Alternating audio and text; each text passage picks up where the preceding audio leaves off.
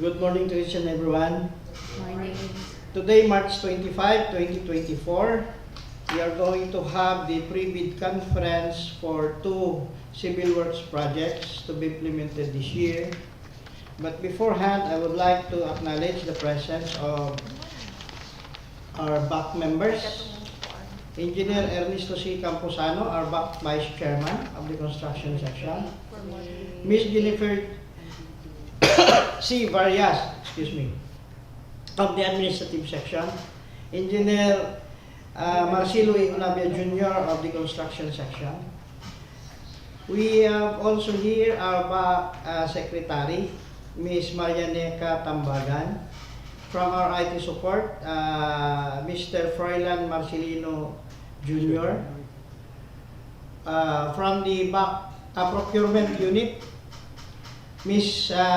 Pichi Natividad Chato, our acting head of the Procurement Unit, Engineer April Robijoy Anticristo, our BAC Secretariat, Ms. P.K. Ramos, and the head of the BAC Technical Working Group, Engineer Noah May Guerra Bautista. As I have said, we are going to have our pre-bid conference this morning. And these are the following civil works projects. The 24MC0014, construction of road slope protection structure, Paco, Arakan, Valley-Jct, Davao, Bukidnon Road, 1642 plus 546 to 1642 plus 628. The location of this project is at President Roxas, Cotabato. The second one is the contract ID number 24, and I forgot to mention, the ABC for the 24MC0014 is 20,819,524 pesos and 85 centavos. For the second one is the 24MC0019, construction of drainage structure along Road Makilala Alley Valley Road 1618 plus 103 to 1618 plus 117. The location is Makilala, North Cotabato, with an ABC of 5,880,000 pesos. It seems that I forgot to mention also the duration of the contract. For 0014, it will be 245 calendar days, and for 0019, it will be 81 calendar days. And the opening of bid for these civil works projects is on April 8, 2024 at exactly 9 a.m. So I'm now going to turn over the floor to our BAC Secretariat for some reminders. Yes, good morning to our viewers. These are the documents to be submitted by our bidders during their bidding to attend to. We have the technical component and the financial component of the bid. For the technical component, we have the updated certificate of Valley-Jct registration membership. If not enrolled in the CWA, updated pickup license and registration, the statement of all ongoing government and private contracts, single largest completed contract or the SLCC, NFCC computation and statement of total assets and liabilities, audited financial statement, if joint venture with special pickup license and joint venture agreement, if applicable. If already enrolled in the CWA, eligibility documents to be updated if any, bid security, project requirements such as organizational chart for the contract, list of contractors' key personnel, and the list of major equipment. The omnibus sworn statement and certification as to key personnel per the number 9 series of 2012. So those are for our technical component documents. And for the financial component, we have the bid form, bid prices in the bill of quantities, the detailed estimates, and cash flow by quarter. We also have some reminders to our bidders. One, that the certificate of Valley-Jct registration shall be updated with the current and updated Class A eligibility documents covered by Section 8.5.2 of the 2016 revised IRR of RA 9184. Example, the registration certificate, the mayor's or business permit, tax clearance, pickup license and registration, and the audited financial statements.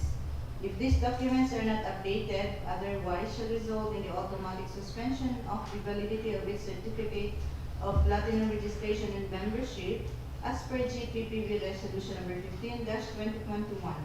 The bidder can edit, update, and generate the updated certificate immediately. 2. Assign key personnel to the contractor that it is indicated under the bid data sheet of the bidding documents that he or she must be different person assigned in the contract to be bid and not the same person holding its key position. The PRC ID and tax ID of the bid personnel must be updated and clear copy. 3. GPPB Resolution number 16-2020, approving the circular on the guidelines in the preparation of the simplified bidding documents for goods and infrastructure projects and submission of the required forms for the procurement of goods, infrastructure projects, and consulting services with related amendments to the 2016 revised IRR of RA 9184. The required forms are already included in the bidding documents. The omnibus restatement has 10 statements. 4. DEO 36, Series of 2015, dated March 11, 2015, disclosure of ongoing contracts by prospective bidders for DPWH infrastructure contracts.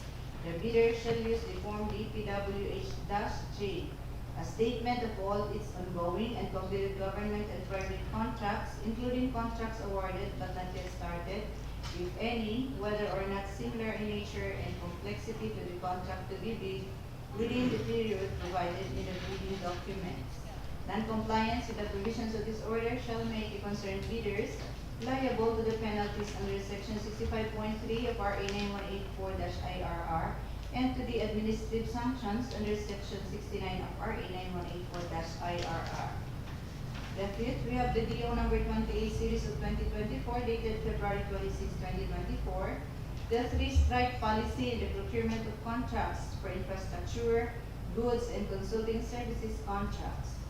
In order to establish a fair and transparent system for managing offenses committed by bidders in the procurement of infrastructure, goods, and consulting services projects through public bidding, the DPWH hereby introduces an updated three-strike policy.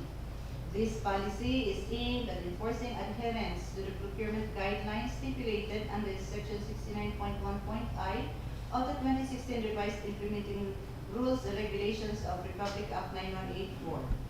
Under this policy, if a bidder commits 3 offenses or acts described as all other acts that tend to defeat the purpose of competitive bidding, they shall be subjected to an administrative penalty.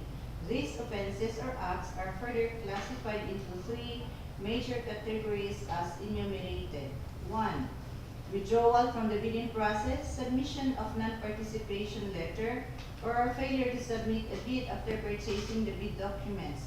However, the Bids and Awards Committee recognizes certain valid reasons for these actions. Second, submission of late bids without valid reasons as determined by the BAC. Exceptions will be considered under extraordinary circumstances such as force majeure. This refers to unexpected and unavoidable external events that impede or prevent a bidder from timely bid submission as defined in Article 1174 of the Philippines Civil Code. And third, submission of patently insufficient bid.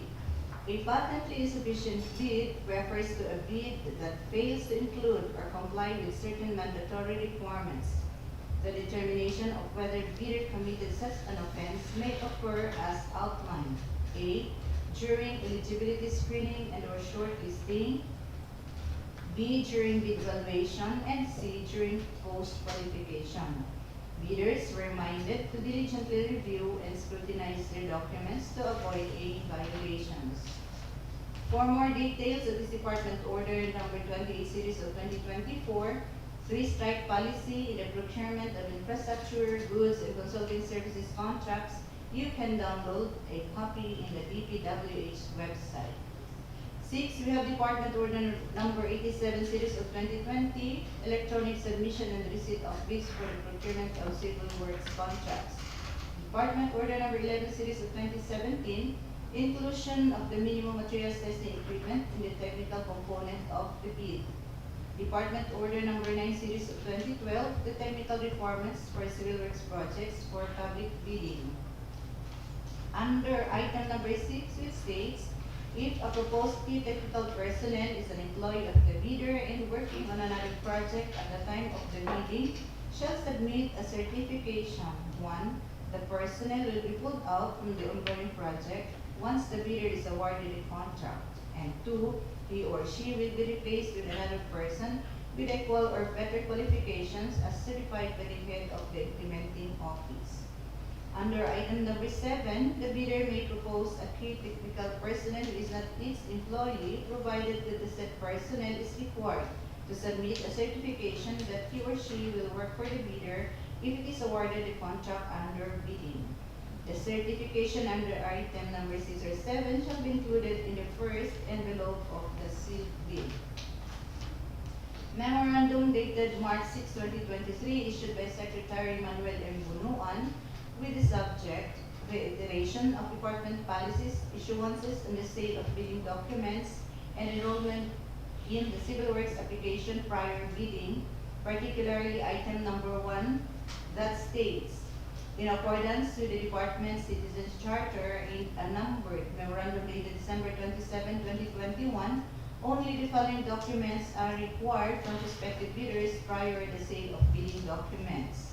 A. Company ID or any government-issued ID, and B. Authorization letter, if not authorized liaison officer in the CWA. Example, the special power of attorney for sole proprietorship or board, partnership, joint venture resolution with secretary certificate for corporation, partnership, and joint venture or cooperative. These department orders are downloadable in the DPWH website and GPPB resolution in the GPPB website for full details, instructions, stated, and the guidelines for reference of the bidders. So those are the documents and reminders for all our bidders. Thank you. Is there any other concern? Well, as I have said a while ago, please take note of the time of dropping on April 8, 2024. It will be exactly 9 a.m. For the viewers who are interested to join, please feel free to ask queries to our procurement unit. So since there are no more queries and additional announcement, I declare this pre-procurement conference this morning, pre-bid conference this morning adjourned. Sorry. Meron po isa.